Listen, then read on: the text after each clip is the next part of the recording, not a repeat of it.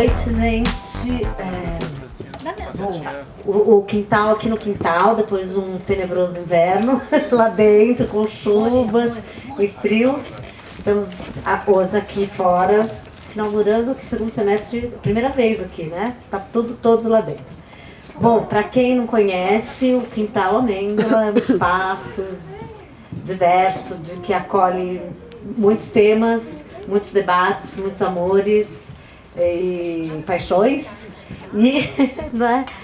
E a gente traz pessoas para debater os temas da atualidade.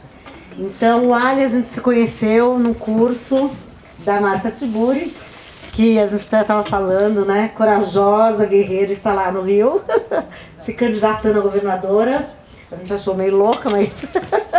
né? Ariana, ela é Ariana? Ariana, a Márcia Tiburi. Pois é, a Márcia Tiburi foi a primeira a abrir o quintal, inclusive, foi a primeira, né, noite dela, uma noite muito fria, aqui fora, mas muito fria. E o Alisson a gente conheceu que a gente fez um curso juntos. E daí a gente está ensaiando um evento dele, que ele programou todo faz tempo. Bom, e deu certo hoje, daí você se apresenta, porque você fez a curadoria inteira do projeto. E continua igual, a gente com contribuição voluntária, a caixinha fica lá e os eventos estão aí. Quem não tiver com o nome inscrito, que não escreveu, pode deixar o e-mail para a gente colocar no e-mail. Daí a gente tem página no Facebook, Quintal Amêndola, Insta, Quintal Amêndola, YouTube, tudo gravadinho para ali. Então a gente pode assistir e divulgar os eventos aí para todo mundo. Então, com a palavra. Obrigada pela presença de todos. Boa noite para vocês. Obrigada por vocês terem vindo também. É isso? Gel, Mayra, obrigada. Nem apresentei porque eu deixei para ele. É isso. Primeiramente, boa noite. Primeiramente para Temer, né? Você acha que... Pode. Depois, Marielle presente. Terceiro, Matheus é presente também. Sempre bom lembrar. A minha voz está muito ruim hoje porque eu estou muito resfriado, então eu também queria pedir desculpa de antemão por isso. E, bom, meu nome é Alisson Prando, eu sou pesquisador pelo CNPq com as temáticas de gênero, sexualidade e feminismo. Sou blogueiro também, lá no meu blog eu já entrevistei, sei lá, mais de 200 artistas, de Caetano Veloso até Pablo Vittar, de Charli XCX, até Kimbra, até Scissor Sisters, Silva, toda essa galera da nova MPB tem lá registrado. Entre depois. E... Disco Punisher. Só vou botar no Google. Sou estudante de filosofia também, com ênfase em filosofia feminista. E aí a gente criou juntos esse projeto, que é um projeto bastante contra-hegemônico, porque a gente forja com que as teorias saiam dos vídeos, dos videoclipes. Então a gente vai, a brincadeira, que é séria, é essa. A gente vai assistir alguns clipes da cultura pop e a gente vai ver o que tem de política, o que tem de filosofia feminista dentro desses conteúdos. Você quer se apresentar? Boa noite, meu nome é Maíra Ribeiro, sou psicóloga. Atualmente eu sou conselheira geral e coordenadora do Uniafro Brasil. A gente tem um núcleo especializado na população LGBT, onde a gente faz uma educação popular voltada e pautada toda na teoria de feministas negras. É uma educação pensada de uma outra maneira e pensada sobre esses corpos dentro do Uniafro, fazendo essa intersecção LGBT e negra. Eu já falei que eu sou psicóloga, que eu sempre esqueço. Atualmente eu faço tudo isso que vocês estão vendo aqui. E é isso, acho que é isso, né? E é isso. E eu vou falar sobre... Um monte de coisa. Um monte de coisa. Uau. Por trás. É? Será? Será? Aqui tá dando... Uau. O cabo tá por trás. Mas acho que rola, amiga. Tudo bem. Tá tudo bem. Olá, tudo bem? Eu vou estar pilotando o Xbox. Eu sou a Gel, eu sou cantora pop E eu, além disso, também já trabalhei em distribuidoras de música. Então, e eu tenho o meu projeto chamado Gel Solo, que o Ali também participa, que a gente explora bastante o local do corpo e as novas tecnologias e o gênero. Então, estou aqui também para falar sobre muitas coisas. É isso. Acho que vocês vão gostar do formato que a gente está trazendo.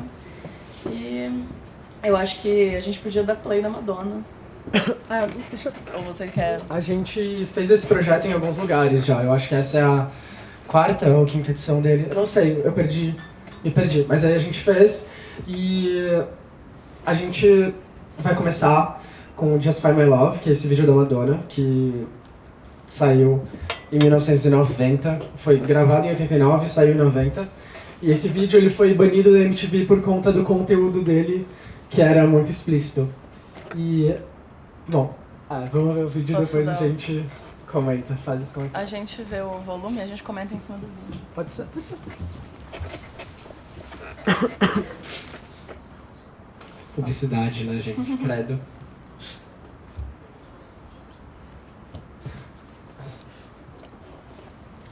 Só o volume da TV. Tem o controle.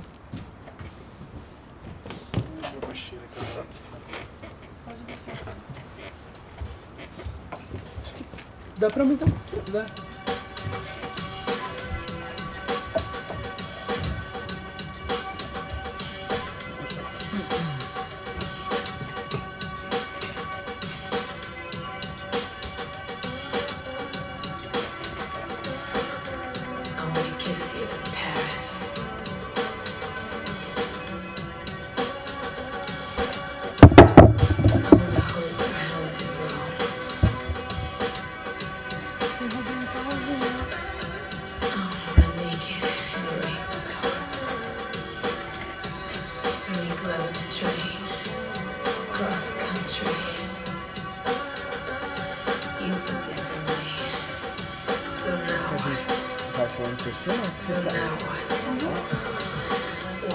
Eu vou comandar. Vocês se importam se a gente ir comentando o vídeo, só pra gente também não perder tanto tempo? Não que deixar o vídeo sendo exibido seja perda de tempo, porque eu tenho a sensação também de que as pessoas não assistem os vídeos mais como antigamente. Antigamente a gente assistia, né, o conteúdo inteiro, hoje a gente vê 1 minuto, 1 minuto e meio e a gente desliga, isso é triste.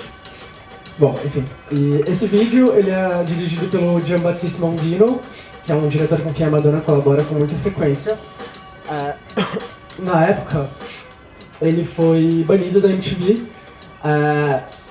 por mostrar essa coisa que eu vou chamar de orgia butleriana. Eu tô chamando de orgia butleriana inspirado naquele escrito de 90 da Judith Butler. Vocês conhecem a filósofa norte-americana, feminista? Legal. Fica mais fácil dialogar assim. A Butler, nesse livro, ela cria o que ela chama de matriz heterossexual, ou coerência coercitiva. Ela vai dizer que os corpos, eles são coagidos a expressar o desejo heterossexual. E a gente acredita, não sei, eu acredito pelo menos, não vou falar por todo mundo, que nesse vídeo a Madonna faz aquilo que a Butler está chamando de subversão de identidade. A Butler, ela leva o gênero para a estrutura da linguagem. Então, o gênero, para Butler, não é algo que a gente é algo que a gente produz. É algo que a gente faz cotidianamente, através de uma encenação, através daquilo que ela chama de performatividade. E aí, eu acho que esse vídeo expressa muito bem isso. E eu acho muito curioso, né? Como eles saíram em épocas muito parecidas, quase no mesmo ano.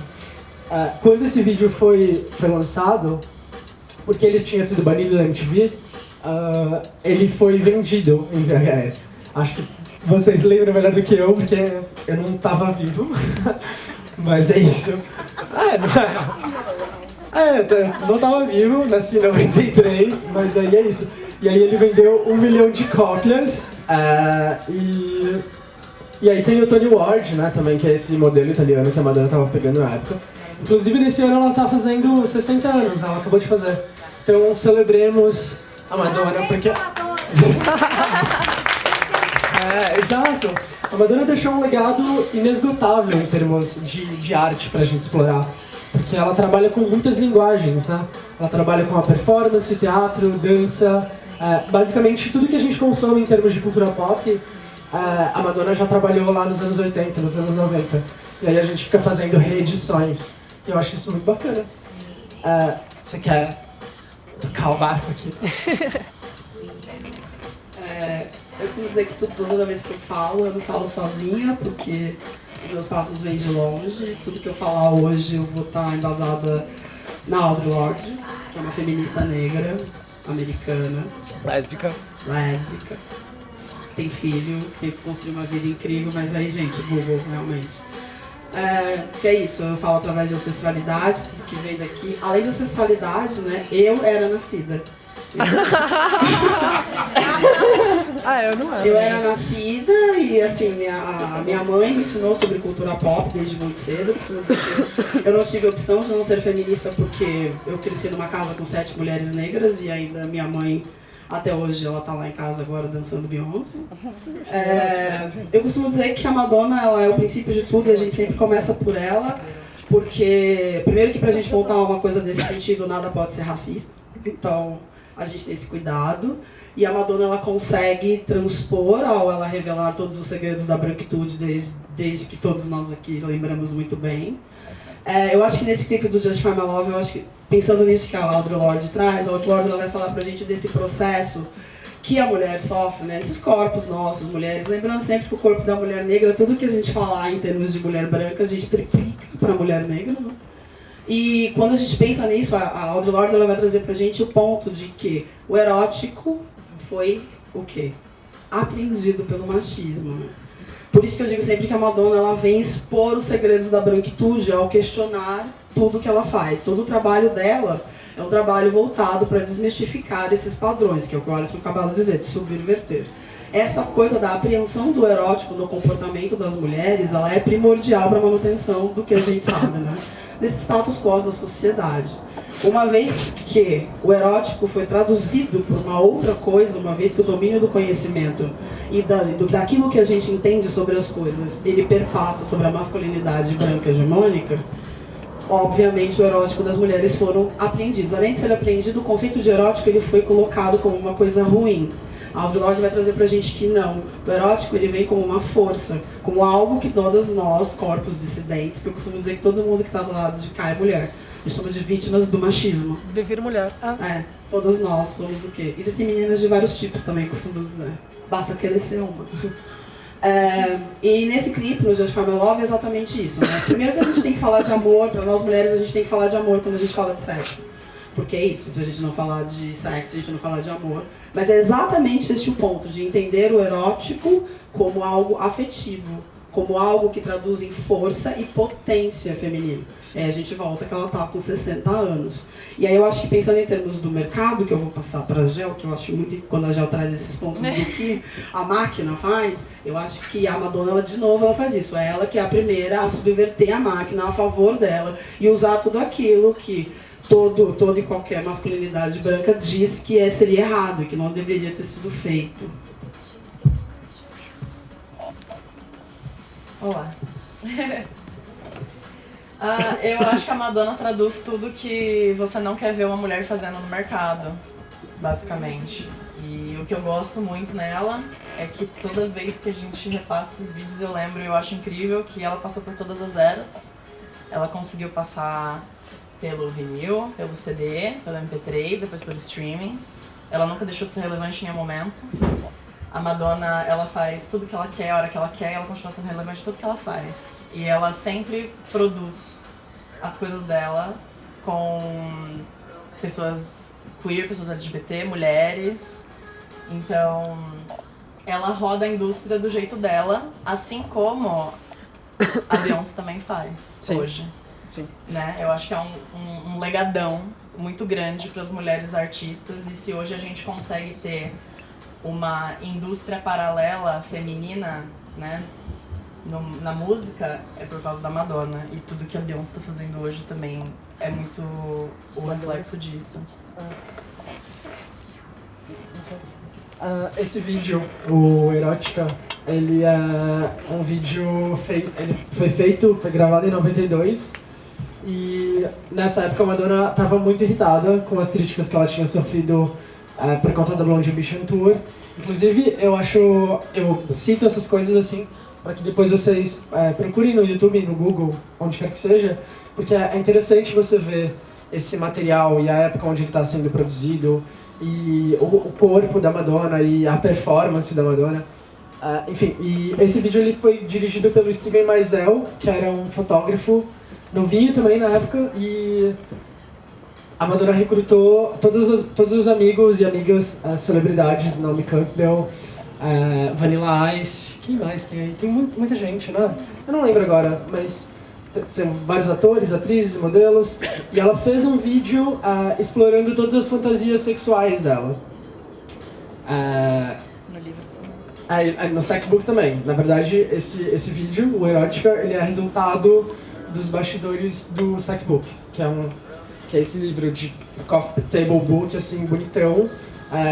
Hoje em dia você não encontra ele pra comprar. Se você encontrar, vai ser um que foi impresso na época. E, sei lá, você deve pagar 3, 4 mil dólares. Enfim. E aí, nessa época, ela sofreu ainda mais críticas por conta do machismo.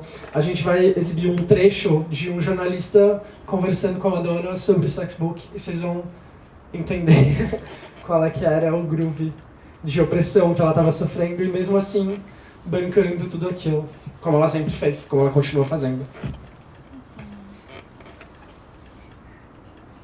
Procura Madonna machismo, o que você acha? Uhum.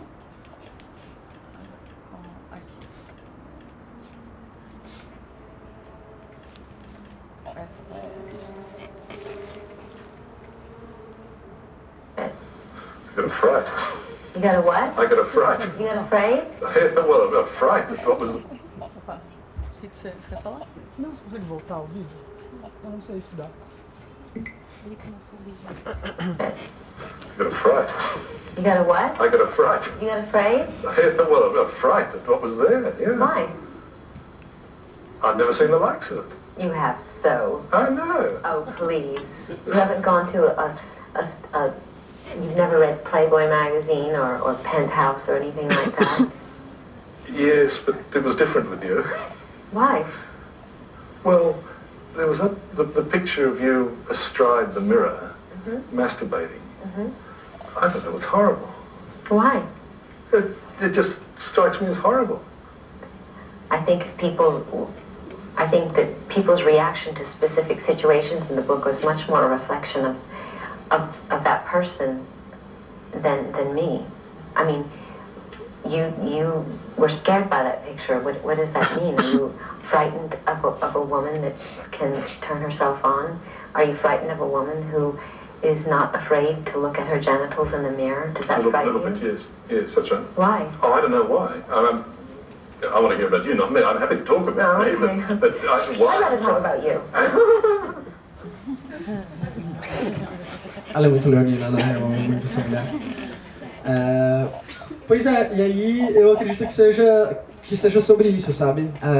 Eu acompanho a Madonna tem um tempo. E eu acho que uma das maiores lições que a gente pode tirar da trajetória dela é como ela ensina pra gente a se sentir confortável embaixo das nossas próprias peles, sabe?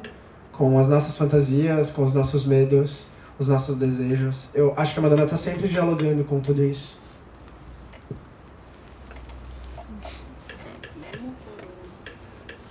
Tá. Você quer falar alguma coisa do Sexbook? Vamos Haunted. Madonna ainda? Não, acho que Haunted pode ser.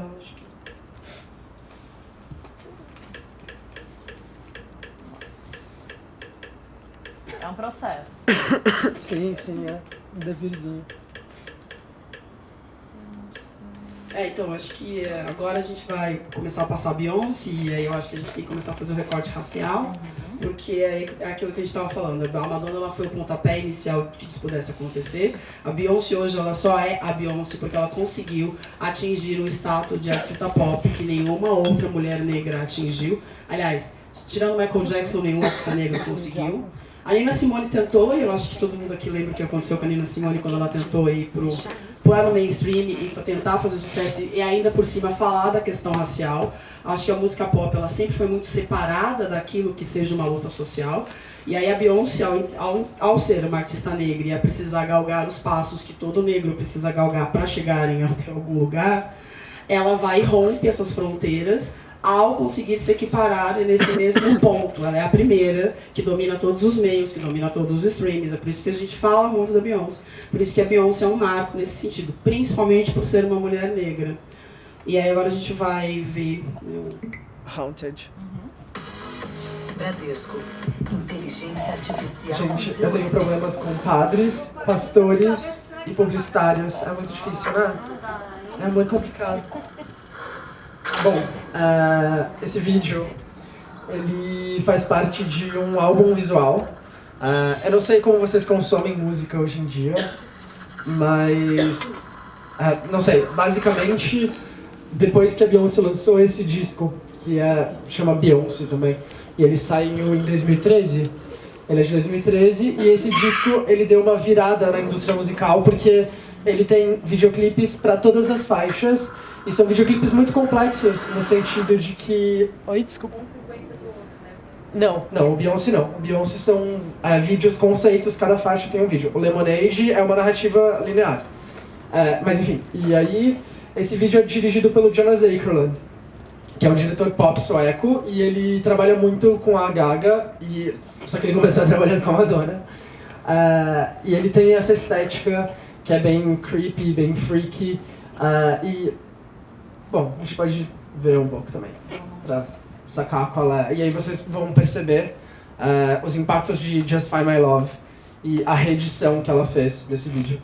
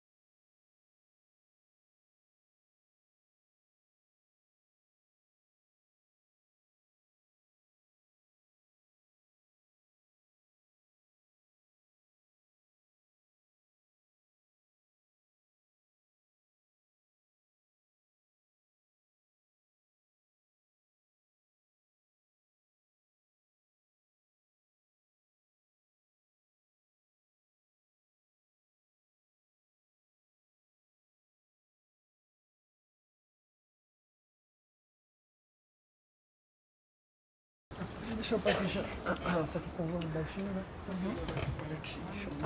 Pois é, então. Nesse disco, eu acho que é nessa década que a Beyoncé começa a se complexificar em termos de ícone pop. É nesse disco que ela começa a fazer pontes com moda, com performance arte. Que outras linguagens você acha que ela usa também, Maíra? Que são linguagens... Bom, e é o disco que faz essa virada da indústria, justamente, né? Da criação de um álbum visual, assim. Depois, logo em seguida, ela lança o Lemonade. Quem aí já viu o Lemonade? Levanta a mão. Ok. Gente, vocês precisam ver o Lemonade. O Lemonade é uma bíblia do feminismo negro. É um disco visual, onde a Beyoncé toca em temas muito espinhosos. No Lemonade que tem Formation. Vocês já viram Formation ou não? Também. O Formation é um vídeo onde a Beyoncé trata de violência policial contra negros. Nos Estados Unidos tem um número muito... Acho que tão grande quanto o nosso, né? Não dá pra também dizer que é só lá, porque aqui a coisa tá muito feia também. Pois é. Você quer adicionar coisas? Eu acho que o ponto todo da Beyoncé chegar nesse ponto da carreira e precisar fazer um álbum onde ela se justifique através de aspectos, né? Porque anteriormente a isso a carreira dela, ela estava voltada toda justamente para o público negro, como assim é, né? A indústria musical americana. Acho que aqui também às vezes, né? A gente pensa... assim. O Beyoncé ele foi o primeiro álbum conceito, que é esse que... Por que ele existiu? Porque chegou num ponto em que a indústria estava saturada, né, de singles e só singles, e aí ela quis fazer algo em que a gente não consumisse simplesmente uma única música, e sim o álbum inteiro e tudo aquilo que ela se propunha. Para depois lançar o Lemonade. O Beyoncé ele é de 2013, então ele traz primeiro um conceito daquilo que para onde ela se mostra como artista, para depois ela poder vir e questionar as questões raciais, quando ela começa a fazer isso no Formation. Quando a Alisson fala... no Lemonade, né? Com o Formation, né? Porque pra mim fica Formation Tour. Vejam a Tour, eu acho que a Tour ela é mais então forte. Será o quanto né? Eu acho mais forte do que o Lemonade, assim. Eu acho que isso é uma bíblia, eu acho que do feminismo negro, não só para por isso que eu digo que como o feminismo negro ele abarca todos aqueles corpos que são dissidentes, é algo que é interessante perceber essas nuances de contar um relato de um outro lugar de fala diferente daqueles que a gente está acostumado e principalmente relatadores e certas perspectivas da relação do corpo e da relação com a sociedade, com o marido e com tudo mais dentro do Lemonade. Que a relação das mulheres negras com o mundo ela é diferente. E é nesse sentido, por exemplo, que no Haunted, eu sempre gosto de, assim, no Justify My Love, a Madonna, por ser uma mulher branca, a sexualidade ela é muito mais leve, né? Quando você olha nos quartos, a coisa não precisa estar mistificada. A música da Beyoncé chama Haunted. É assombrado, né? Porque é exatamente isso. A sexualidade para a mulher negra, ela é muito complexa, uma vez que, né, mulher negra nunca foi um corpo, todas as mulheres negras foram vítimas de estupro durante a escravidão. Então a sexualidade da mulher negra, ela vai sempre passar por processos de assombramento. Apesar que eu acho que toda mulher passa por um processo de assombramento quando vai pensar nas suas questões sexuais. Sim. E principalmente como vai se relacionar com o seu corpo, com este poder que o seu corpo tem. A Beyoncé é muito criticada pela coisa do empoderamento, né? Que ela fala muito de dinheiro e tudo mais. Eu costumo dizer que essa é uma leitura branca de se fazer.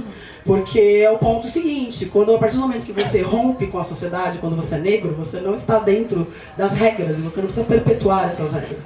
Eu costumo dizer que dinheiro na mão de preto tem outro efeito. Claro. Porque, afinal de contas, não tem como pensar na Beyoncé dessa mesma forma. A ideia é essa, que a gente vá e comece a entender e perceber que as dores que ela descreve no Lemonade, por isso que o Lemonade ele é uma obra para todos aqueles corpos dissidentes que amam e que tem que todos os dias ter que decidir e barganhar com a vida, porque é isso que a gente tem que fazer para viver quando a gente é mulher e LGBT. A gente barganha com a vida todo dia. E o Lemonade ele traz todo esse processo de barganha que todos têm que fazer ali o tempo todo. E principalmente a recuperação do erótico. A recuperação do poder da sexualidade da mulher, entendendo essa sexualidade como uma força e não como algo pornográfico, como nos foi ensinado aí o tempo todo. Porque, de novo, tudo que perpassa pela mão dos corpos dissidentes tendem a ter uma outra maneira e uma outra maneira de ser produzido e interpretado. É justamente isso. Eu acho que tudo aquilo que não foi pensado pro homem hegemônico, e esse homem é um homem branco, heteronormativo, heterossexual, cisgênero, é rechaçado, né? E eu acho que nesse sentido o trabalho que essas artistas têm é de pensar o desejo, o corpo, a performance, a performatividade também em outros aspectos, a tecer outras perspectivas, né? Acho que é sobre isso. Bora pra Save da Lisa, talvez. Esse aí é o Formation. Gente, vejam isso depois, é muito importante para a cultura pop e é uma resposta estética pré-governo Trump. Acho que o This is America vocês viram também, né? Ou não sei. Quem viu o This is America, levanta a mão, por favor. Gente, vocês precisam ver mais videoclipe, que isso? Faz muito bem. Bom, enfim, e aí esse vídeo saiu antes do This is America e tem todas essas questões de raça, violência policial, violência de gênero também. Porque o gênero é em si uma violência, né? Acho que dá pra pensar não só em violência de gênero, mas o gênero em si enquanto uma violência pro corpo. E aí a gente vai para um terceiro vídeo, que é de uma artista, ela é iraniana, né, amiga? Sim, a Save da Lisa. Ela é uma artista iraniana e eu acho que ela tem muito a ver com as teorias que o Paul B. Preciado está tecendo mais recentemente. O Paul B. Preciado é um filósofo queer espanhol da maior importância e aí a gente pode fazer os elos com as teorias que ele nos traz depois do vídeo.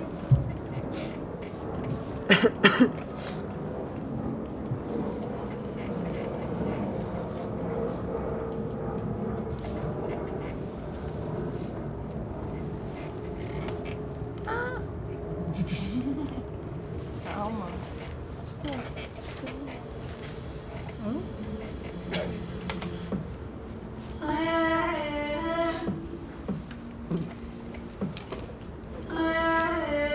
O Human?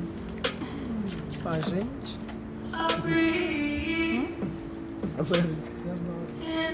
É muito bom. Sim, já foda.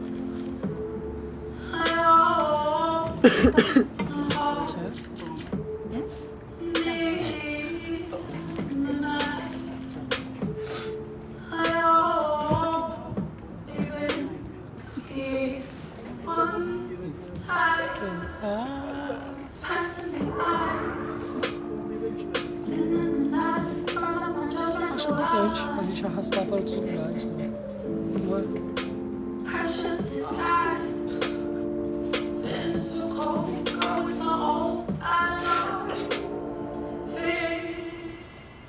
I am flesh, bones. I am skin, soul. I am human. Nothing more than human. I am sweat, bloods. I am veins, scars. I am human. Nothing more than human.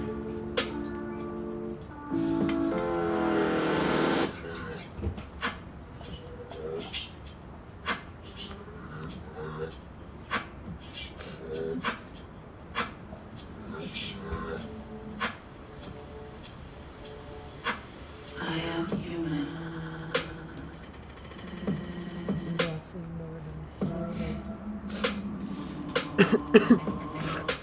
I am human.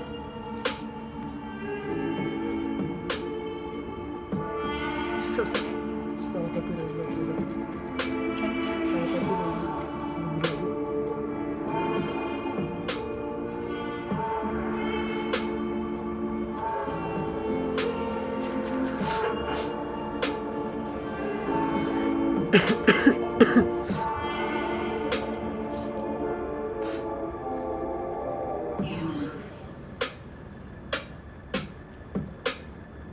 Human.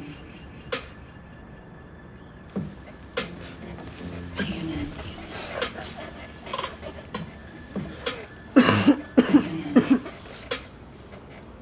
Human. Vocês já tinham visto esse vídeo? Não. Ah, você não, legal. Mas não, vocês gostaram? Bom, né? É, demais. Posso fazer uma pergunta que eu achei engraçada? Porque assim, Pode, eu só posso fazer a clivagem e aí a gente já vai abrir, porque é o último vídeo. não, tudo bem. Eu gosto de usar esse vídeo para pensar num texto do Preciado, que acho que é um texto curtinho, porque o Preciado ele escreve para alguns jornais também na França. E esse texto chama O Feminismo Não é um Humanismo. E nesse texto, o Preciado está recuperando as teorias aristotélicas, né? O Aristóteles, no livro lá na Política, ele... Gente, isso é muito engraçado, aliás. É engraçado e triste, né? Tragicômico, na verdade. Ele cria 2 tipos de vida. Para Aristóteles, a vida se divide em 2. A vida bios e a vida zoé. A vida bios é a vida da racionalidade.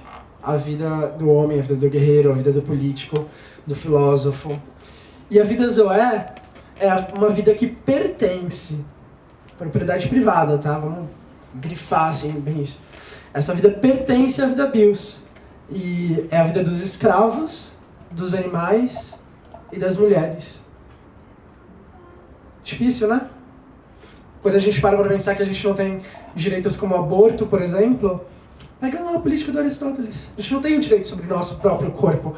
A gente, enquanto mulher, LGBT, a nossa cognição está toda moldada a partir de uma visão heterocêntrica e branca e europeia. E aí eu acho que, através do audiovisual, a gente pode mudar um pouco esses espectros, ou pensar em novas políticas, em novas visualidades.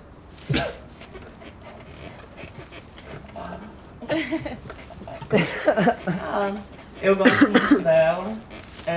Tem muito a ver com o meu trabalho também. Quando a gente enxerga algo já pós-humano, né? Quando a gente está falando sobre um corpo que ele já está envolto de tanta tecnologia que ele já é outra coisa. Então a Cedeliz vai brincar muito com isso, com todos os 3Ds, todos os recursos visuais, com muitas coisas muito novas. E aí eu bato um pé com a questão da tecnologia no uso da música pop, que eu acho muito importante, porque as mãos da tecnologia são sempre brancas, né? Os moldes das tecnologias são brancos. E como é que a gente faz pra gente trazer as tecnologias para essas pessoas, entendeu? Quando a gente vê artistas, mulheres, negros, LGBT usando essas tecnologias, são visões muito diferentes, são produtos muito diferentes e é até o que a Maíra falou sobre a Beyoncé, né?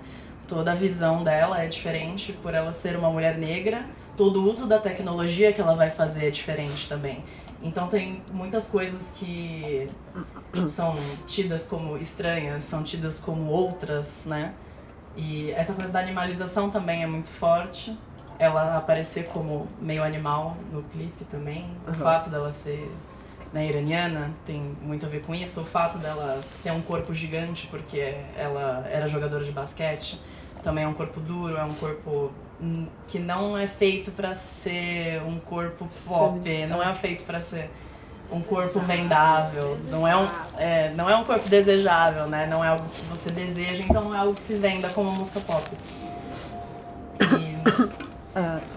Mas pode falar. Manda ver. Tem uma noção também do Preciado que tem sido muito importante para mim. O livro tá por aí, eu não sei onde tá. Mas esse ano a N-1, que é uma editora muito boa, eles lançaram um livro chamado Texto Junkie, que é um livro onde o Preciado tá falando sobre o processo de intoxicação voluntária. O Preciado começa a tomar testosterona e aí ele usa a expressão hackeamento de gênero, que é quando você subverte o processo identitário e passa a acoplar outros códigos semióticos técnicos no seu corpo. E eu acho que a Sevdalisa, Bjork, Madonna, Beyoncé, elas são um exemplo disso, assim, de uma identidade, de um processo artístico que não está pronto. É sempre um processo, é sempre um dever. E você quer ter outros comentários, Mai? Eu acho que Eu lembrei de uma feminista negra, a Patrícia Hill Collins. Sim. Que ela fala sobre o outro, né? O outsider within. E eu sempre penso quando a gente chega na Cedalisa, porque a gente já falou, né, do corpo negro, e aí a gente vem para esse corpo que é iraniano, uma jogadora de basquete, ou seja, o outro do outro do outro, né? A Patrícia Hill Collins vai dizer que a mulher negra, ela é 2 vezes o outro, porque o que se entende de humano é o corpo do homem, então quando você é mulher você é o outro, e quando você é negra você é o outro do outro. Quando você é mulher iraniana, né, no contexto que a gente sabe muito bem, porque quando fala Irã, todo mundo pensa em alguma coisa, todo mundo. É o primeiro momento psicóloga, Irã, pau, que vem na cabeça. A gente pensa que então ela é o outro do outro do outro, e ainda por cima foi inventado um monte de coisa pra gente pensar sobre o outro que é o dela. Que eu costumo dizer que é exatamente esse o ponto. Se a gente ainda não resolveu a questão da escravidão e da questão racial, você imagina esses novos corpos, né, que estão chegando aí. E sim. que tem toda uma outra fabulação, pra gente falar do Achille. Achille Mbembe, exato. Outra fabulação ainda criada, você já ouviu falar do Achille Mbembe, o filósofo camaronês, negro. Ele fala da fabulação, que a branquitude ela conta uma grande fabulação para poder manter o status quo daquilo que ela precisa controlar. Eu super entendo, gente. Imagina controlar uma galera, dá um trampo, se inventa umas histórias, né? Faz sentido. E aí, pensando nisso, a fabulação criada em cima disso ainda é pior ainda, ou seja, tem os 3 momentos, né? E eu acho que todos nós aqui, né, principalmente nós disso aqui, a gente vive isso todo dia, né? De ter que enfrentar o olhar do outro, que quando olha pra gente tem que não se ver, né? Muito momento psicóloga, processão, vamos brincar? Não que eu brinque mais com Freud, já abandonei todos eles, eu faço psicologia feminista e negra agora. Abandonei, não dá, né, gente? Não dá, né? Eles falam, não, umas coisas boas, assim, eu amo ciência, psicologia é uma ciência linda, entendeu?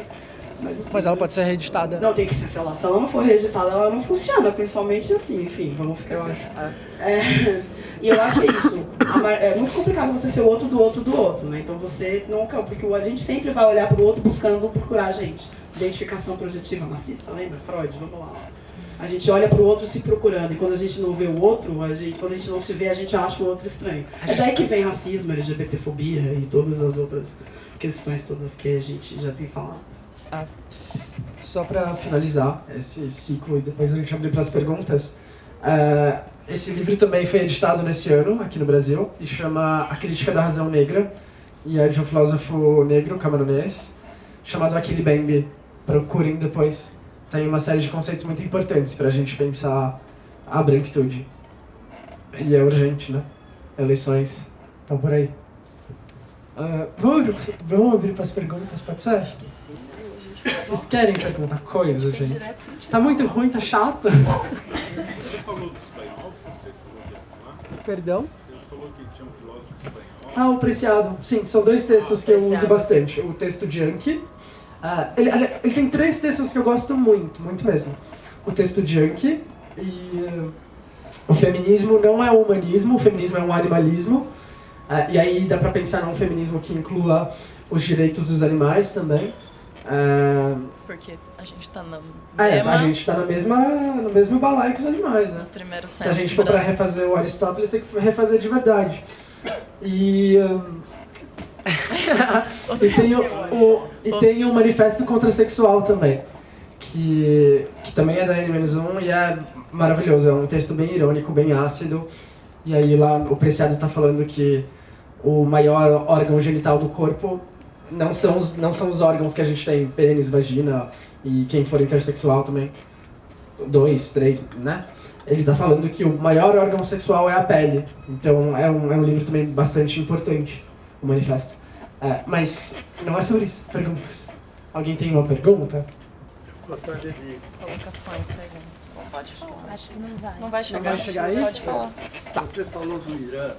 Eu não entendi muito bem o que você quer dizer do Irã, se lá, o que se sofre lá, que você deixou... Não, eu quis dizer assim, tipo, quando a gente pensa a palavra Irã, todo mundo tem um imaginário sobre o Irã. Todo mundo tem uma ideia, assim, quando a gente fala a palavra Irã. Então, e é sobre o imaginário. O imaginário de cada um sobre o Irã. Porque a realidade lá é bem diferente. Exato. A realidade ela é complexa porque ela vai depender de cada indivíduo que está por lá. Não, eu visitei e é uma outra... Exato. Sim, mas disse que era o outro do outro do outro. Sim, mas você compreende que você só pode contar a sua própria versão e não a versão total? É só isso que eu tô dizendo. É isso. Você quer? Alguém tem perguntas? Por favor, conversem com a gente.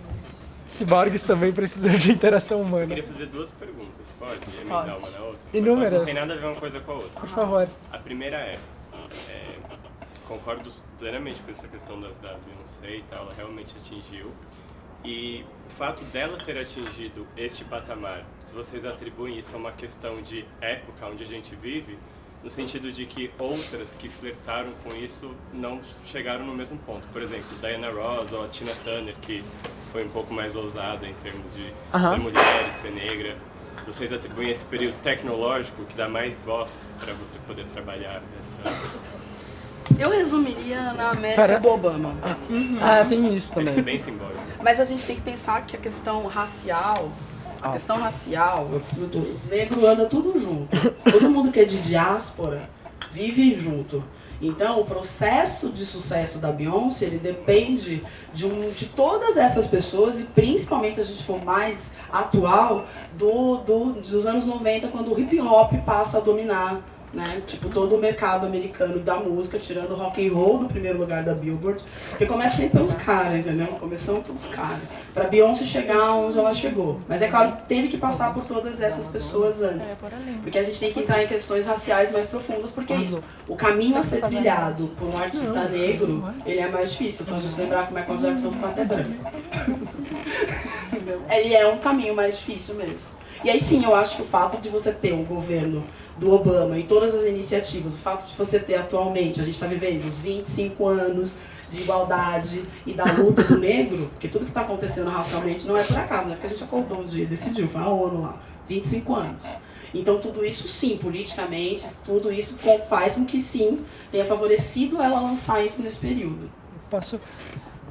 Eu estava lendo um texto mais cedo sobre isso, inclusive, sobre essa coisa de dar voz, sabe? Que as pessoas dissidentes sempre tiveram voz. Só para exemplificar isso muito rápido, eu tenho um ranço muito grande quando falo essa filosofia aí sobre gênero, feminismo, isso é coisa de pós-moderno. Como se a minha existência ou a existência de qualquer pessoa queer, qualquer pessoa LGBTQIA tivesse sido inventada por agora. Cara, não, Madame Satã do começo da década, sabe?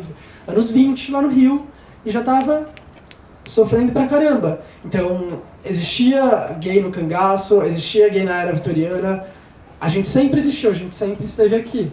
A questão é que agora a gente está arrombando todas as portas e por isso a gente está sendo ouvido. Mas não é um processo fácil, é um processo que é doloroso todos os dias. Porque tem sempre esse olhar de subestimação, que eu tenho certeza que você sabe qual é também. Que vem de... Mas eu gosto muito de ser moderna. Eu amo! Ser moderno é tudo. Pelo amor de Deus, você não vai ser moderno. Ser moderno Claro, é sim, tudo. Não, mas... Eu adoro ser moderno. Mas você entende isso, sabe? Eu entendo. Rola muito isso, assim, essa coisa de pós-moderno. Eu acho que domina. Quando a gente pensa também, tem feministas negras, a Bell Hooks, ela fala da apropriação da gramática, né? E como a linguagem, ela também é do jeito. Eu costumo dizer que para as pessoas, eu falo uma língua que dificilmente as pessoas entendem, porque eu falo preto LGBT, eu não falo mais outra língua. Então é difícil conversar comigo, porque eu acho que a gramática também foi apropriada. Então, para pós-moderno, né, que é aquilo que eu tinha falado, não, o moderno, para cada um, vai ter um sentido do que é moderno. Para mim, moderno é muito bacana. Entendeu? Tipo, e eu acho que é essa coisa, né? Quando a Bell Hooks fala disso, da apropriação da linguagem, porque a gente volta para aquele meio da fabulação. Para você poder fazer um controle de mal lá, eu super trabalhando no movimento social, né? Para você poder fazer uma apropriação, um domínio, para você poder manter as instituições como elas funcionam, para você poder ter um processo eleitoral, você precisa fazer um controle, né, da população. E aí você vai se usando de todas essas ferramentas que a gente conhece para poder manter a população. E a gramática é uma delas. Controle de gramática e controle de tecnologia, que é o que eu tava falando. E aí a gente pode linkar com o próprio Tidal. Sim. Porque a Beyoncé não precisa de mais nada pra estar no alcance de todo mundo. Ela faz a própria indústria dela, né? Ela tá se apropriando ali, então eu acho que é a mesma coisa. É isso. Eu queria dar esse ponto porque eu acho importante. O Tidal é um marco bem grande, assim. Você tinha outra pergunta? Sim, e outra pergunta é assim, mesmo que num cenário menos complexo, em termos de arte, de filosofia, de tudo, vocês acham que o mainstream brasileiro caminha para esse em rumo a isso, de trazer mais assuntos e de explorar melhor essas tecnologias? Ai, que pergunta difícil. Mas eu gosto dessa pergunta. Eu acho que sim. Eu acho que tá rolando aqui a Linda Quebrada, né? Eu acho que a Linda Quebrada tava na Globo já, né? A Linda Quebrada na Globo, Rincon Sapiência na Fátima. A gente tem não é? No encontro então. Eu acho que a gente tem muitos artistas que estão caminhando pro mainstream. Eu acho que o mainstream precisa deles mais do que eles precisam do mainstream hoje. Sim. Né? Sim. Eu acho que eles não precisam mais de gravadoras. Ninguém precisa mais, na verdade, de gravadoras. O mainstream precisa deles, porque as pautas agora são outras, né? Os modernos, por isso que eu amo ser moderna, é isso que a gente quer. Entendeu? Então, o mainstream precisa da gente, não a gente do mainstream. Eu bato o pé com isso também. Então, a minha pesquisa que eu faço pelo CNPq é sobre essa cena que eu tô chamando de MP Bicha. Eu acho que o maior ícone do pop brasileiro hoje em dia é a Pabllo Vittar. E a Pabllo é a maior hacker de gênero que a gente pode ter e é a maior resposta estética ao governo Temer também que a gente pode ter, sabe? Você entra lá nos comentários dos vídeos da Pabllo, é muito engraçado. Eu acho engraçado, né? Porque os caras ficam todos excitados, homens héteros. Eu sei que vocês ficam excitados com a Pabllo. E aí tá tudo lá, tipo, meu Deus, o que eu faço? Eu posso gostar, eu não posso, mas é um homem, mas é uma mulher, o que eu faço com o meu desejo, sabe? Nesse sentido, eu acho que a MP Bicha com Johnny Hooker, Letrux, a Ila, Maria Beraldo, a Lineker, a Linda Quebrada. Eu acho que tem uma cena muito rica que está desconstruindo os códigos de gênero vigentes que a gente tinha até hoje de manhã, sabe? Eu acho que esse jogo estético ainda pode dar bom. Sim, as Bahias da Cozinha Mineira também. E são todas pessoas que circulam muito, né? Fazendo muitos shows, eu gosto disso também. Eu, como preta brasileira desde que eu nasci aqui nesse país, entendeu? Gosto muito dele. Gosto muito desse país. Esse país é ótimo. Eu acredito que tudo que a gente puder produzir aqui enquanto brasileiro vai ser muito bacana. O dia que o brasileiro entender que é brasileiro. Parar de querer ser europeu. Vamos começar daí. E eu acho que assim, o negro brasileiro já esteve na TV antes. Ralando o tchan, meu amor. Acontece... E eles estavam, foi muito preto brasileiro aí. A gente tem toda uma cena baiana de negro aí, o samba, o pagode, mas tudo foi feito como o quê? Música ruim, música que não presta, música que não podemos gostar. Agora tá fazendo com o funk. O funk é sensacional, essa mistura que a gente fez dessa junção. E eu gosto muito do negro brasileiro. O negro brasileiro na periferia, ele pegou tudo que ele ouviu do negro americano e deixou muito melhor, porque a gente tem o samba, a gente tem tambor. O negro americano não teve tambor, eles foram proibidos de ter tambor. Eles têm voz. A gente ficou com tudo aqui. Bom, a gente tem escola de samba, que é a maior produção que a gente pode juntar aí, que foi feita brasileira, dessa união de branco, preto, todo brasileiro, tudo junto, que é uma coisa super brasileira. E que eu acho que é isso, aqui no Brasil, a gente vai chegar e vai, porque a gente sempre chega. A gente está há muitos anos pondo negro na TV, de alguma forma, mas sempre pejorativa. Porque aí eu acho que é o complexo de vira-lata brasileiro. Por isso que eu falo que às vezes a gente que combate o racismo é muito complicado, porque não dá, porque combater o racismo é muito além do que você combater a questão racial. Você tem que combater a ideia do cara que se sente mal por não ter orgulho daquilo que se produz. Eu tenho muito orgulho de ser brasileira, então eu acho que vai dar certo, sim. É legal. E tem que ser, eu acho que tem que ser também uma reedição. Eu acho que ser brasileiro pode ser uma incógnita pra gente. Pode ser um processo. Então, pode ser um processo. Não é algo acabado. E, não sei, já que a gente está ocupando um espaço com pessoas que têm acesso à informação, eu queria... eu fiquei meio apavorado com o fato de que vocês não assistem os videoclipes. É muito importante que vocês assistam, porque até o Caetano Veloso está assistindo. Há algumas semanas atrás eu estava com o Caetano Veloso, e aí para fazer uma entrevista, e aí eu levei uma série de perguntas extremamente teorizadas, porque eu estudo filosofia, só que a coisa estava tão querida, tão intimista, era uma sala com 10 pessoas, e eu escutava muito Caetano na adolescência, e aí eu perguntei para ele o que ele estava ouvindo, o que ele ouvia com os filhos dele, e ele respondeu que ele estava ouvindo bastante James Blake, que é um artista que eu ouço muito, e bastante Kanye West. que é um artista negro norte-americano, que faz experimentações estéticas incríveis. Então, eu acho legal procurar artistas novos. Não fica só lá no Caetano nos anos 70. Ouve a Linda Quebrada, tem muitos artistas bons fazendo trabalhos legais por agora. É só entra no site da Casa Natura Musical, no Sesc, não sei. Aí também o Google tá aí pra ajudar. Mas é isso. Esse é um... Tem um filme que foi lançado recentemente, que é o Linda Quebrada, não tem? Qual ali? Sim. Sim, o documentário, né? Não, tem o corpo... Bicho travesti, não é? Corpo elétrico. E aí tem o bicho travesti e o É bicho corpo... travesti, né? E o corpo elétrico. Ah, sim, o corpo elétrico, verdade. Temos mais perguntas, minha gente? Eu não sei se eu vou conseguir alguma. Eu tenho acompanhado um pouco as publicações do Preciado. Ok. E como que vocês que estão por dentro, mas eu não estou por dentro, assim, vendo muito essa questão de gênero. Mas você é mulher, você tá total por dentro. Não, eu tô por dentro, sim. Eu não estou muito atualizada. Própria nesse questão. sentido do movimento. Entendi, tá, Do- ok. Do movimento cultural, como que tá pegando isso. Eu tô como pequena leiga, assim, só passeando, circulando. Ok, tá. Eu queria saber se vocês sentem, eu sei que as coisas acontecem muito em espaços micros, né? Se vocês sentem que essa coisa de estar dentro da cultura pode ter uma aceitação e vir um movimento mais forte para derrubar um pouco essa questão da nossa necessidade que existe hoje de ficar classificando o gênero. Ah, é isso, é aquilo, é aquele outro, mas entrar mais dentro de um conceito do Preciado, assim, de entender a pessoa enquanto desejo, enquanto pele, enquanto não necessariamente o órgão sexual ou a escolha, porque ficou tal pessoa, vai ser classificado daquela maneira, entendeu? Mas um movimento que vai transgredir um pouco isso. Vocês entendem que está chegando um pouco disso? Porque mesmo as publicações dele aqui no Brasil são novas, né? São. Então, são publicações novas e também são publicações que a galera rechaça sem nem ter lido, né? Como exemplo disso, tem a última vinda da Butler aqui, onde ela foi agredida, ela e a Wendy, que é a namorada dela. Não, elas foram agredidas no aeroporto, no Sesc rolou um super piquete, foi bem vergonhoso, assim, foi um dia esquecível mesmo, né? Não sei se eu consigo responder a sua pergunta. A sua pergunta é se as políticas de gênero estão...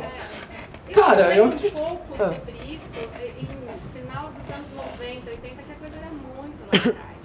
Daí agora que eu voltei a me interessar, que eu estou acompanhando um pouco mais, eu percebo que, assim, sai esses 20 anos, a gente não tem quase nada, assim, como você colocou, sempre existiu, mas tem uma luta enorme. Agora, eu não sei com esses textos novos chegando, com essa nova maneira de pensar, com o novo movimento, eu estou percebendo que está vindo, assim, um pouco dessa desconstrução, que eu entendo como necessária, porque, né, Sim, claro. O outro lado é extremamente patológico, a gente sabe, que está aí lutando, tentando derrubar um monte de barreiras. Sim. Mas vocês conseguem perceber que está vindo um pouco dessa desconstrução de um movimento talvez coletivo, que não fica enxergando mais somente dentro de um gênero a pessoa, mas que ela possa estar sempre transgredindo? Que o gênero dela pode ser um processo. Eu acho que sim. Eu acho que através desses artistas... Porque também a gente precisa pensar esses artistas como corpos tecnoperformativos. Ou seja, são corpos que propõem mudanças subjetivas nas pessoas, que alteram a subjetividade delas. Se você pegar, por exemplo, o maior ícone pop da década passada era a Lady Gaga. Se você analisa as filas dos shows da Lady Gaga, você vai ver que tava todo mundo ali super genderfucker, sabe? Tipo, tava todo mundo pensando em outra maneira de existir. O problema é que existe um rechaçamento gigantesco, né, de todas as mídias. Se você assiste novela, ainda é o casal heterossexual e branco, e aí que é o protagonista da cena, e nunca qualquer outra coisa. Quando é um casal, quando é uma mulher negra, ela é hipersexualizada, quando é ou é louca, sabe? É tudo isso que a gente já sabe. Então, Negras e loucas, né? Uau! Olha, então, isso é muito triste, assim, sabe? É uva passa da Débora Seco, aquele protótipo branco, maravilhoso. É isso. Eu acho que na música tem alguma mudança, assim como nos seriados e no cinema lá nos Estados Unidos. Acho que aqui no Brasil a desconstrução tá vindo da cena musical, assim. E desses textos que estão sendo publicados. Tem uma cena que eu não sei trechinhos desse filme novo da, não sei, documentário, que é da linha, não sei, que ela É sim. Mas essa afirmação, e é uma coisa que a gente não escuta. Como assim mulher com pau, né? É uma coisa super, né? Então é uma coisa que está chegando. E quando chega isso através de uma mídia grande, eu imagino que causa um impacto. Tem pessoas que estão conseguindo pensar de maneira diferente. Não vamos pensar que está todo mundo quadrado, só querendo andar pra trás, né? Então vocês sentem que está vindo um movimento? Definitivamente. Mas eu sinto às vezes que as pessoas se assustam muito quando elas falam sobre sexualidade, sabe? Mais do que há 10 anos atrás, entende? Eu tenho a impressão de que a gente tá muito vanilla. A gente precisa ampliar o debate, assim. A gente voltou. Sim. Eu acho que o ponto todo... eu tenho 38 anos. Eu acho que... E minha mãe foi mãe solteira. E, então, assim, a minha mãe ouve Beyoncé até hoje. Eu acho que o ponto todo é que essas lutas, geralmente, as pessoas falam de coisa de jovem. Entendeu? Ai, essa coisa de gênero, é uma coisa que passa, uma coisa de jovem, seu rebelde. Ai, meu Deus, sem causa, entendeu? Ai, leu muito na faculdade. E o ponto é esse, e eu entendo, de novo, porque é o processo do sistema.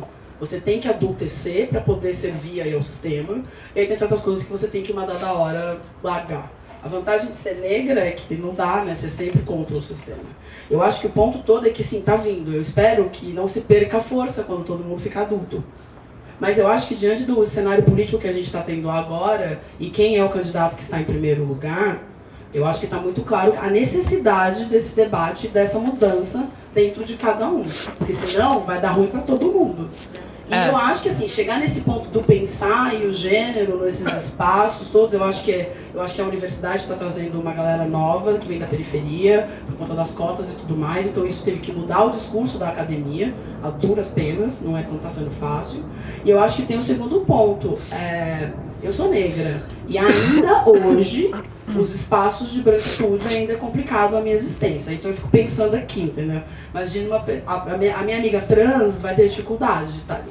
E não tem outra maneira de mudar a maneira de aceitar isso. Pô, o gênero, a pele, se você não conviver. Então assim, se você não tem uma amiga, se você não tem uma amiga preta, se você não tem uma amiga gay, se você não tem uma amiga trans, se você não tem convívio com essas pessoas, e só lê delas, não vai mudar nada, entendeu? E é isso que eu tô dizendo. Eu ainda tô aqui, ó, tenho 38 anos, minha família toda tá muito bem, vovô advogado, entendeu? E até hoje os espaços de branquitude, eu não tenho muitos amigos que sejam brancos hegemônicos. Os que eu tenho, inclusive, eu sei que são maravilhosos. Então eu fico pensando, quando é que essa pessoa trans, a minha amiga trans lá, vai conseguir estar nesses espaços e trocar ideia de igual para igual? Porque aí fica a história de novo do outro, do outro, do outro. E aí a gente volta para quê? Bolsonaro em primeiro lugar. Perguntas, indagações? Tem uma pergunta. Legal, gente jovem falando, fico tão feliz. Obrigada, hein? Não é isso. É porque no seminário da Butler, ela inverteu as posições. Os professores queriam perguntar e ela falava, não é pra perguntar nada, deixa os estudantes perguntarem. Eu acho que é uma questão de estratégia. A academia enche. Então, sabe? É nesse sentido, juro. Porque a academia fala pra você é maravilhosa. E não vive na prática. Por favor. Na verdade é uma dúvida, porque eu estou bem por fora dessa coisa não, né? Dessa variedade de gênero. E aí eu queria saber como é que funciona, porque eu acho que o lugar de fala virou uma coisa muito delicada. E que eu acho que tem que ser muito respeitada. E aí eu queria saber como é que funciona, por exemplo, no caso do feminismo. Como é que funciona o lugar de fala dentro dessa variedade de gêneros e talvez gente que acredita que não deve existir gênero. Como é que funciona isso? Porque o feminismo tá aí, porque ele existe o machismo também. Então... tem que respeitar a tabelinha. Calma lá, qual é a pergunta? Essa é a questão. Como é que, existe... Eu não sei dizer, é que eu imagino que assim, sei lá, eu vejo um homem, eu vejo... Se você trata de ele ou ela? Porque você tem a coisa de, a questão do gênero e da identidade, como você trata. Por exemplo, a Lineker é homem, só que a gente fala a Lineker, é isso? Ela é travesti, ela não é homem, Mas é uma questão de como é que ela se diz, por exemplo, feminista. o que ela pode ser, mas é a questão de, tipo, é uma dúvida mesmo, eu posso estar falando muito grossamente. Pode ser, tá andando imagina. na rua, e por eu ser uma mulher, eu morro de medo de andar na rua. E pra mim isso é uma questão muito forte. Eu também, eu morro de medo de andar na rua. Mas, tipo, como é que isso funciona? Nossa senhora. Tipo, você tomar um protagonismo de uma luta aqui, sabe? Sim. Essa é a minha questão, é tipo... Você tá falando que feminismo parte do ponto de que você tem um gênero, porque o gênero é feminino, é isso? Então, assim... Você tem um gênero e ao mesmo tempo dizendo que não tem. Então, assim, você luta por uma coisa que... Não, a gente não tá dizendo que... Calma lá, vamos então pingar os pontos aí nos isso. Não, eu não sei se é pergunta. A gente não tá dizendo que não existe gênero.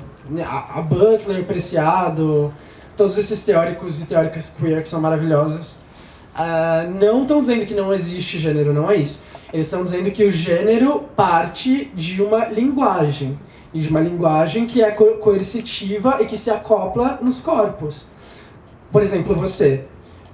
Antes mesmo de você nascer, o discurso da medicina, através de provavelmente um homem branco, foi lá, viu a barriga da sua mamãe, viu uma vagina lá.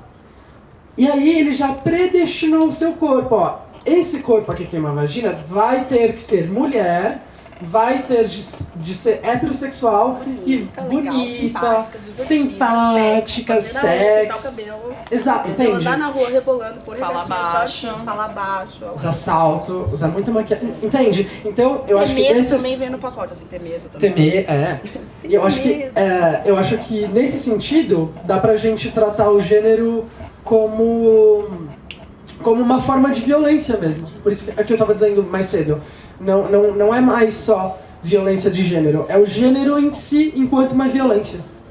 Então se trata de politizar a biologia. Depois do Foucault, que é um teórico da maior importância para as teorias feministas, a biologia passa a ser um discurso. Ela não é mais uma norma. Então eu acho que vem daí, sabe? E eu acho que existem também muitos feminismos. E os feminismos, eles são um processo. A gente vai se descobrindo dentro dos feminismos. Existem feministas lésbicas que não querem dialogar com homens gays. Existem feministas negras que não dialogam com feministas brancas. Existem feministas interseccionais que dialogam com todo mundo. Então, eu acho que também vale a pena a gente se perguntar qual é o nosso processo de subjetivação através das teorias feministas. E sempre voltar para os textos e para o rolê. Lê lá o texto, vai tomar uma catuaba na rua, vê as travestis ali, conversa. Eu acho que é sobre isso, né? Não sei, pelo menos o meu processo tem a ver com isso, sabe? Você falou da questão do lugar de fala, né? Então vamos lá, eu acho que o lugar de fala é a tabelinha, amiga. É um conceito da Kimberly Crenshaw, né? Tabelinha, entendeu? É isso. Quem falou menos tem direito de falar primeiro. Eu também acho interessante o que você falou do medo, porque eu acho que, assim, eu entendo o que você está dizendo da questão do feminismo. Eu sou mulher, minha amiga, muito mulher, adoro ser mulher, então meu direito de ser mulher todo dia. Eu acho que é isso, você questionar o gênero te dá direito de escolher como você vai performar o seu gênero. Porque eu sou mulher negra, se eu for cair nas marcações que me mandaram fazer, querida, não vou fazer. Porque eu acho que o feminismo, ele vem aqui dizer o contrário. Feminismo é sobre liberdade, principalmente feminismo negro, é sobre assim, seja você. Subversão, né? É sobre ser você, sobre pegar, entender aí qual é essa regra da sociedade, principalmente nós mulheres, ó. Pega a regra da sociedade, entende como é que ela funciona e escolhe o caminho que você vai trilhar. Eu entendo o que você está dizendo. Para mim, essas divisões todas que ele explicou, para mim, faz o quê? Fica fazendo um monte de divisão que não é necessária. Até porque a gente não pode esquecer que essas pessoas, momento psicóloga de novo, essas pessoas que estão escrevendo sobre isso, essas feministas negras, o Preciado, a Butler, são todas pessoas que passam por isso todos os dias. Sim. Então, é a hora que a gente tem que pegar tudo isso que a gente está lendo e de novo, porque a gente tem que prestar atenção sempre.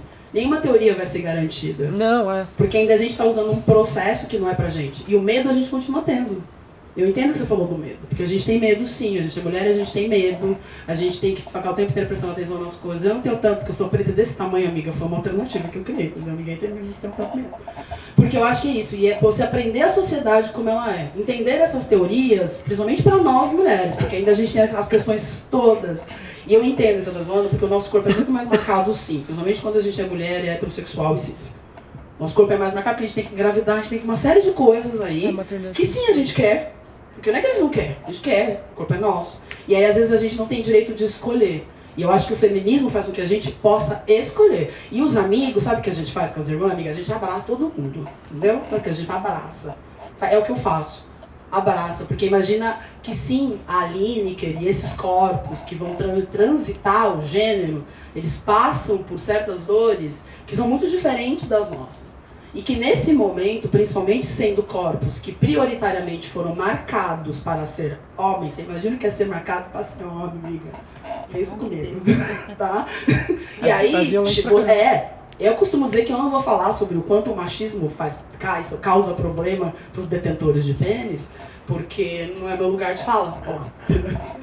Não é meu lugar de fala. Mas assim, é isso, vamos abraçar.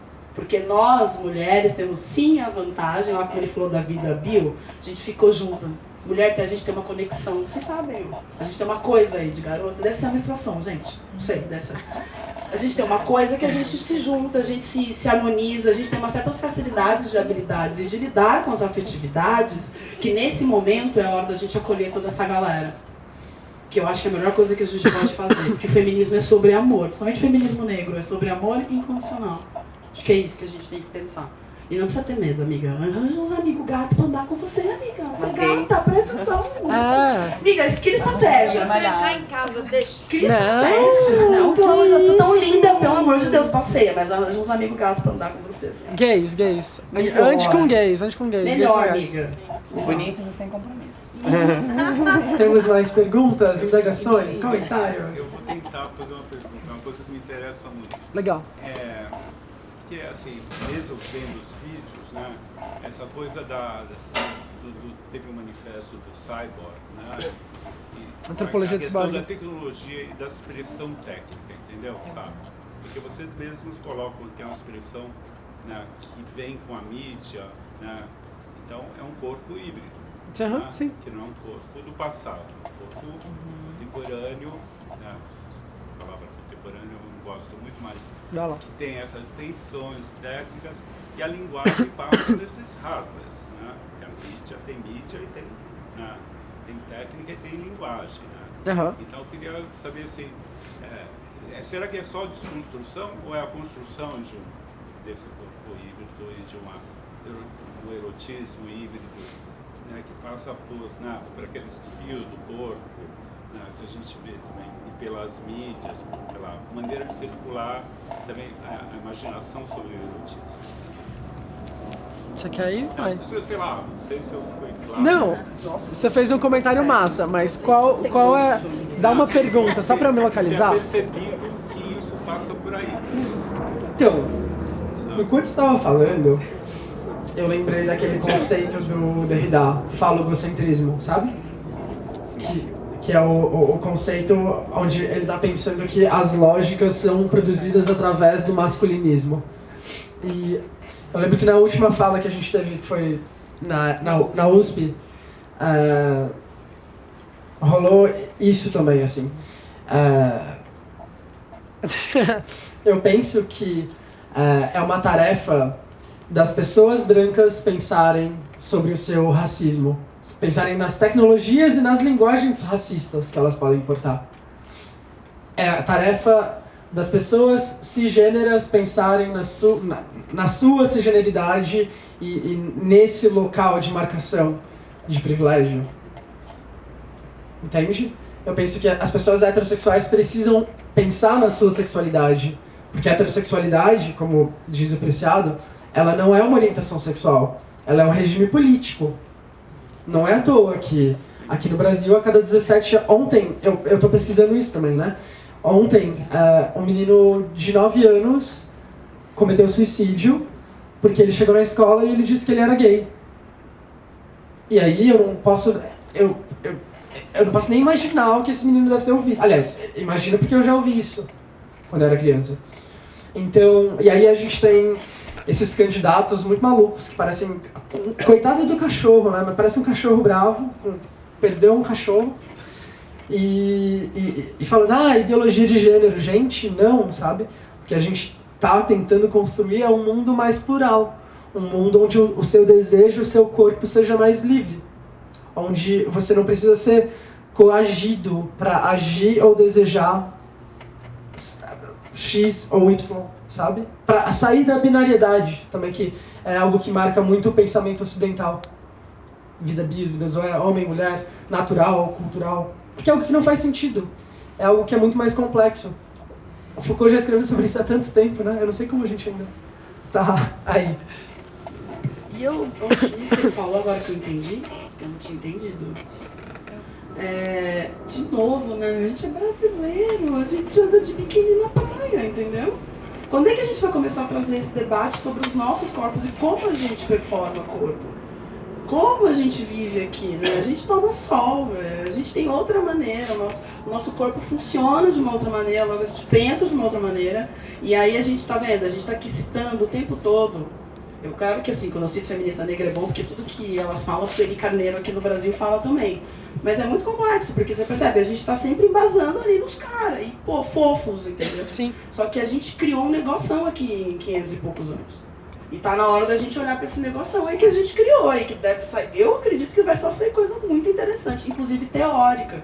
Eu acho que não precisa acabar com a academia, mas eu acho que a gente precisa pensar nisso. Tipo o corpo, aqui no Brasil não faz sentido a gente pensar o corpo da maneira que o europeu pensa o corpo. Praia. Pra periferia.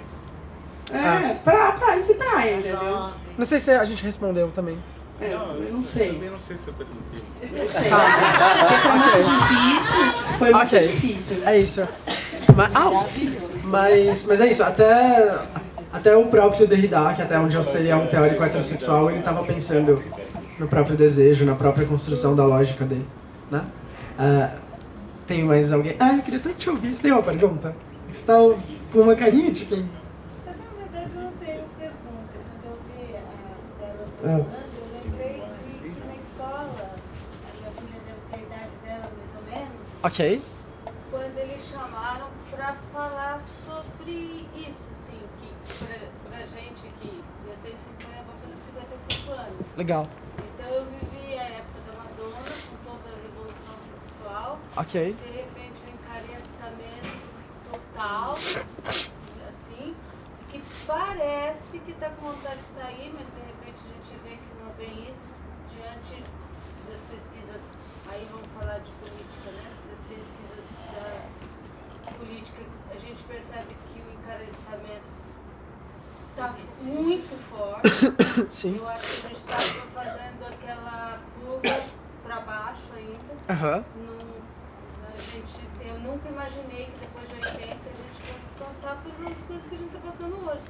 Quem como adolescente viveu a década de 80 nem consegue entender o que está acontecendo hoje, gente. É doido, né? É assim, é alguma coisa absurda, porque é um encaretamento que é inacreditável.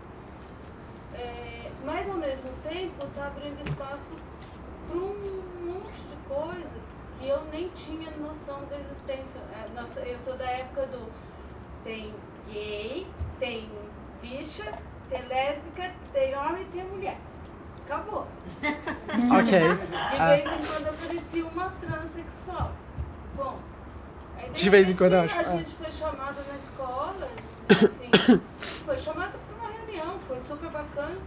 E eles explicando que os 200 gêneros que hoje em dia tem, e que eu achei muito positivo a escola abrir espaço para mostrar que sexo é uma coisa.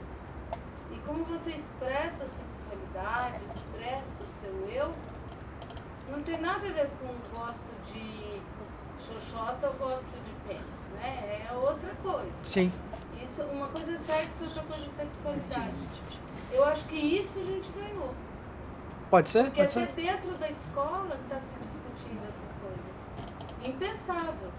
Apesar do cartãozinho do Bolsonaro dizendo que não tem nada a ver com a bobagem, tem muita escola e muitos lugares pensando em abrir espaço.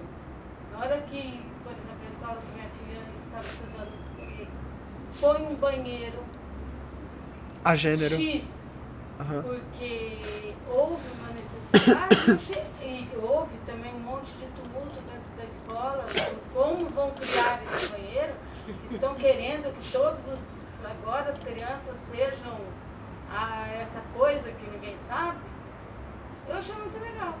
Legal. E não é a única escola, tem outras fazendo isso. Eu espero que isso também vá para escolas estaduais também, né? Públicas, não só particulares.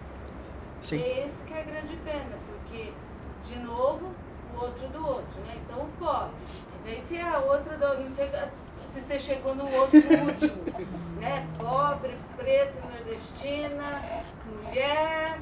E se for homossexual e heterossexual, daí você é o outro do outro do outro do outro. E a gente tem que resgatar esses tantos outros e descobrir que nós somos todos outros o tempo todo. Sim, legal. E a gente pode mudar o tempo todo. Não é porque eu tenho 55 anos, sou casada, tenho filho, teoricamente heterossexual, que essas coisas não podem mudar com o tempo. Eu acho que como você expressa a sexualidade é uma coisa. É assim, é isso. Você falando, me veio na cabeça um texto do Preciado, onde ele trata o banheiro como uma tecnologia de gênero, né? Porque a gente vai pro banheiro para fazer as nossas necessidades fisiológicas. E por que é que o banheiro é generificado? Que código é esse por trás, sabe? Ele está se perguntando, eu não lembro o nome desse texto, mas está na revista Select, que a capa é a Rosa Luz. E aí o título é Se a Arte Fosse Travesti, uma coisa assim. E... bom, tem essa questão do banheiro, que precisa ser discutida, é uma questão da maior importância. E... que, meu Deus, eu me perdi, eu acho, na minha cabeça. Você quer comentar? Tá sim. Em relação a essa questão do banheiro, eu lembrei de uma coisa. Por favor, isso. Eu estudei durante um tempo sobre design de exteriores. Ok. E um dos projetos que a gente tinha que fazer, a DECA tem um concurso, e aí você tem que fazer um projeto de banheiros. E aí você podia escolher fazer banheiro de uma blogueira, X, sei lá, um banheiro de uma escola infantil. Ok. E aí eu escolhi fazer um banheiro de escola infantil. E aí eu fui procurar referências sobre banheiro de escola infantil. E aí, algumas escolas, tem várias escolas que têm divisão. Então tem banheiro dos meninos, banheiro das meninas. E tem várias escolas que já não têm essa divisão. Ou seja, legal. Porque, afinal, são educação infantil. Aham. A professora precisa entrar ali, não tem uma... Eu acho que ainda não é tão marcado essa sexualização com crianças muito pequenas dentro em algumas escolas. Então eu achei interessante isso, de tipo, por que a gente tem divisão de menino e menina com criança até 5 anos? Mas eu acho que é muito marcado, amiga. Porque o gênero, ele é prostético, né? Ou seja, antes mesmo da pessoa nascer, ela já tem lá a sua predestinação. Então eu acho que é bem marcado, sim. É claro que dá pra gente... essa alternativa de, tipo, por que a gente tem banheiros, principalmente pra criança, né? Porque tudo bem, você vai não ter que considerar adolescentes, alguma coisa assim, que já estão na fase mais sexual, digamos assim, da vida. Mas crianças, pra ela, tanto faz ou tanto fez quem tá no banheiro com ela. Sim, a sim. precisa ajudar ela a fazer xixi. Sim. Ponto. Então achei interessante já existir possibilidades de ter um banheiro conjunto. Você é de arquitetura? Não, eu sou só interessada. Legal. Legal, ótimo. Mas pensar até como tenho... se organizou, né? Porque você pega aí um apartamento com mais de 50 anos, ele tem um banheiro e 3 quartos. Você pega um apartamento que é mais atual, ele tem 3 suítes, 5 banheiros, banheiros, mais 3 banheiros. banheiros. 3 banheiros e 2 quartos. Exatamente. Então essa é uma organização que também diz a nossa sexualidade. Sim. A gente pode pensar em termos de uma arquitetura generificada, né? Porque quando a gente sai nas ruas e a gente lê os nomes das placas, os nomes são Coronel Geraldo, Soldado João. Não tem nenhum nome de mulher.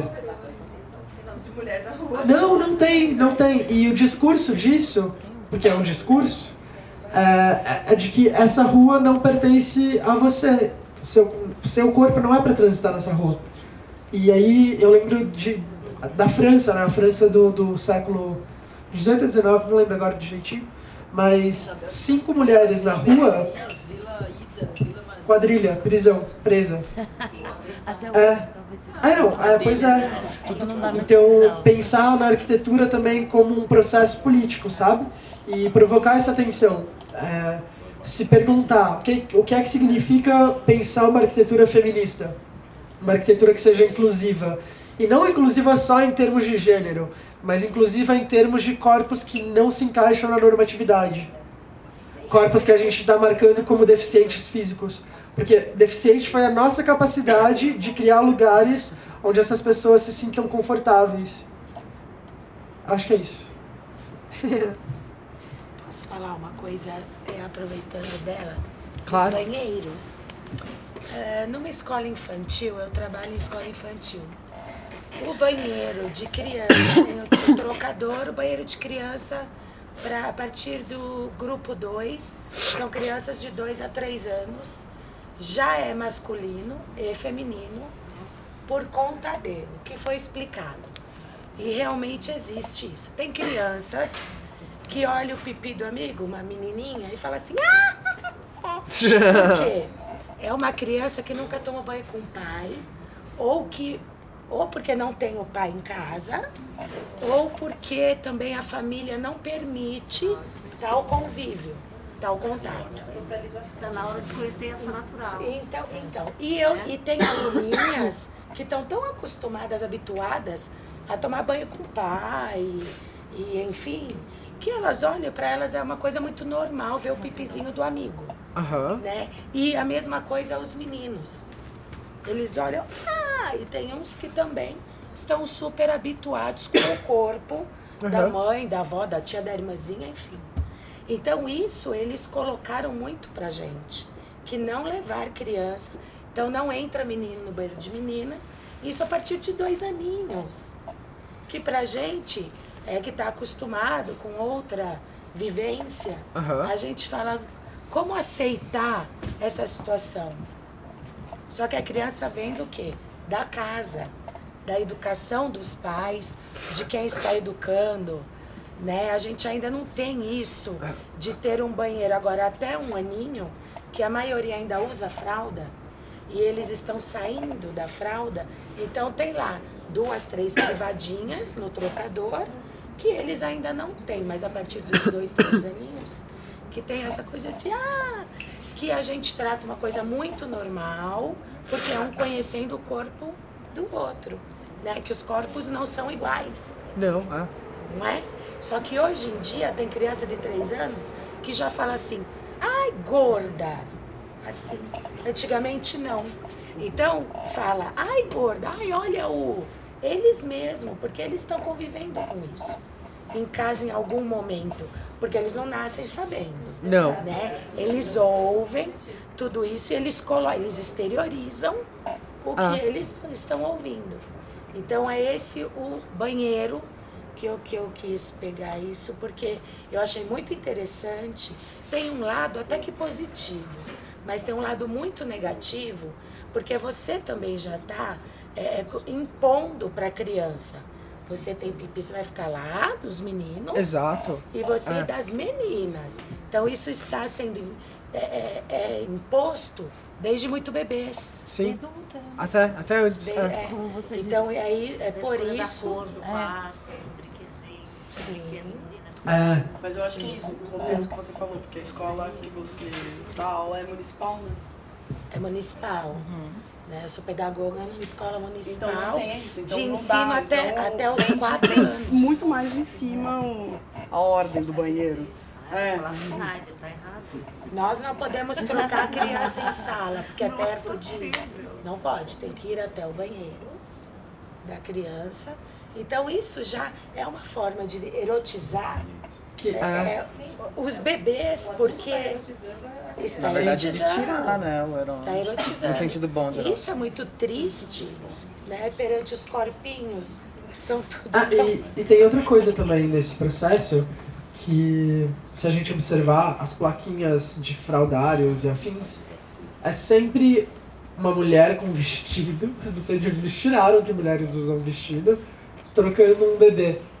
Que é voltar para aquela coisa da maternidade compulsória, né? É você ordenar o corpo de uma mulher a ser sempre o corpo que vai prover o cuidado. Ai, você é mãe, né? É, você precisa ser mãe, santa. Ai, mãe! De onde eles tiraram a mulher de vestido? É Eles criaram a SUS. mulher de vestido. Mãe. Eles criaram a mulher de vestido, eles estão disseminando. Tem que trocar o neném. Tudo vem de um lugar, que Eu não isso? vou, porque ele é especial, ele é enorme, tem 2 vezes do meu tamanho. Eu fico assim, dá licença, eu tô entrando com o menino, porque ele tem deficiência intelectual, tem várias coisas. Ele não consegue fazer sozinho, tem que estar vindo pra mim. Não tem jeito, quando eu tô no público é isso. Tem as pessoas ficam roubando. Caramba! Olhando, daí percebe que ele é assim, daí fica assim, e é perigoso até achar as pessoas olham horrorosamente, enfim, mas é uma questão. Sim. Em poucos lugares tem banheiros. Banheiros feministas, Um amigo banheiros meu que... separado também, ele leva a filha pra natação e não pode entrar com a menina pra ajudar ela, se trocar, enfim. Se vocês tiverem curiosidade, usem lá o Google. A versão 2.0 da teoria queer é algo que eles estão chamando de teoria creepy. E aí tem alguns teóricos, mesmo aqui no Brasil, pensando nesses corpos que não se encaixam na heteronorma, para além da sexualidade. O Jorge Leite Jr. é um dos grandes teóricos brasileiros que pensam nessas questões. Alguém tem uma última pergunta? Legal. Só que, tipo assim, eu vou quebrar todo esse clima porque eu queria voltar a falar da música. Manda ver. Vai lá. Manda ver. Que você sabe que a gente pega um dedinho de prosa, a gente vai. Mas tudo tem a ver, no fim das contas, tudo tá ligado. Você falou muito da questão do fator Brasil, né? Daí também tem a questão do mainstream, que ela disse, do produto. E você falou da Pablo. A Pablo, ela é por si só, ela já é uma bandeira, né? Então, ela estar ali já representa muita coisa. Mas quando eu escuto falando tudo isso e dentro do assunto do feminismo, eu não consigo não pensar na Anitta. Fazendo uma análise um pouco mais filosófica sobre, 2 pontos. Vocês acham que ela está construindo esse diálogo, mesmo que com menos complexidade? E por que a gente tem uma dificuldade muito grande em enxergar coisas muito semelhantes que a Beyoncé faz e que a Anitta faz, mas eu não consigo dar este valor para a Anitta, só para Beyoncé? Só exemplificando, podia ser qualquer outra cantora não brasileira, né? Você acha que isso atrapalha o desenvolvimento do artista brasileiro para chegar nesse tipo de assunto? Sobre a primeira pergunta, eu quero que a Maíra fale porque ela gosta da Anitta. Eu também. Será? Você quer falar? Eu acho... Ou não? Não, mas dá, tranquilo, vamos lá. Eu acho que é isso. Primeiro eu acho que é importante ela tá lá e assim, exatamente a mesma coisa que a Beyoncé faz. O empresário dela foi lá e leu a cartilha lá de Harvard da Beyoncé, sabe? Porque a Beyoncé é uma marca, né? A gente não pode esquecer que a Beyoncé é um brand, ela não é aquele corpo. Corpo técnico performativo. E aí eles estão lá e eu acho que ela reproduziu isso. Eu acho que isso aqui é um pouquinho de Brasil e aí, e o coronelismo ele impera. Óbvio, porque eu não posso falar da amiga, eu adoro a amiga, entendeu? Então eu vou falar assim, o coronelismo impera, então ela tem uma carreira que é dirigida. Eu acho que o Brasil, eu diria que a Anitta daqui, tipo, a Anitta vai, aqui no Brasil, coisa de colônia, vou ser bem fofo comigo. Ela vai precisar galgar determinados passos para que ela consiga ter uma independência de carreira como a Beyoncé e a Madonna têm. E a Bjork. E aí eu acho que aí o trabalho dela vai fazer esse sentido maior que eu entendo. Você tá falando e eu concordo. Ele é meio... Miga, não, pera, tem alguma coisa estranha. Eu acho que é isso. Mas por enquanto eu acho que é importante, ela gosta de dançar. Até porque eu acho que é isso. Selfie jovem, vamos dar uma dançada? A gente frisa muito isso, né? E tem essa coisa também, de que, sei lá, eu acho importante a gente pensar na Anitta enquanto uma resposta estética ao governo Temer. É massa, eu me sinto muito representado quando eu vejo, e feliz demais da vida quando eu vejo ela com um olhinho cheio de lágrimas, assim, no Rock in Rio, Lisboa, sendo periférica. Ela era uma menina que pegava 3, 4 ônibus pra ir pro trabalho, sabe? Eu acho ela foda. Só fazendo um adendo, eu Todos. acho que a Anitta, particularmente, sobre coisas que eu li sobre ela. Ok. Ela, por exemplo, fez uma palestra em Harvard. Ah, sim, fez. Belíssimo, inclusive. Por isso que eu li, porque quando eu vi a Anitta faz palestra em rádio. Sobre business. Então outra coisa, ela já tem uma independência da carreira, porque ela quebrou um contrato com o empresário, justamente para poder ter esse controle. Sim, ela já sim. está quebrando as barreiras, eu acho que ela vai se tornar mais influente aqui, porque ela está indo para fora. Ela já tem uma visibilidade no exterior, principalmente nos países de língua latina, México, Estudar outra etc. língua para cantar na língua do outro país. Atualmente ela E faz fala stories em 3 lindamente. idiomas, espanhol, inglês e português. Então não é a minha preferência musical, mas a sua importância pra mim ela não é só é única. enrolada. E aí ela tem 24 anos. Ela é um neném. Onde ela vai Então, chegar? não tem. Ela é jurada do The Voice México. Eu Ah, leio ela UOL. Bom. Eu leio UOL. É isso. Arrasou. Sim. Gente, eu queria muito agradecer a todos vocês pela atenção. A atenção é a coisa mais bonita que a gente pode dar pra alguém. E só espero que a gente tenha inspirado vocês a pensarem em coisas, a agirem com coisas. Alegrias. Vejam videoclipes. Alegria política. Permitam-se a desejar outros corpos. Conversem com corpos que vocês não estão habituados. Vai fazer bem pra todo mundo. É muito bom, né? Obrigado. Beijo.